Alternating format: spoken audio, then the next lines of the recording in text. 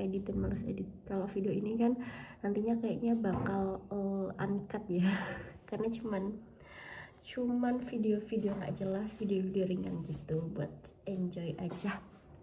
So kali ini aku mau unboxing time. Sini ada apa aja. Jadi ini sebenarnya aku sudah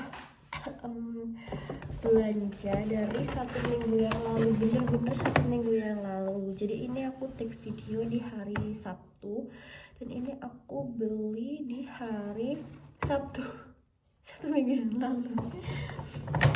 Ini aku karena lama banget nggak beli skincare. Biasanya aku beli skincare tuh lewat Shopee atau TikTok Shop, dan kebetulan waktu itu aku ada urusan di Surabaya dan di sana kan sekalian aku lama nggak nge-mall ya. Nah kan biar ada alasan buat lebih lama di mallnya, jadi aku beli deh.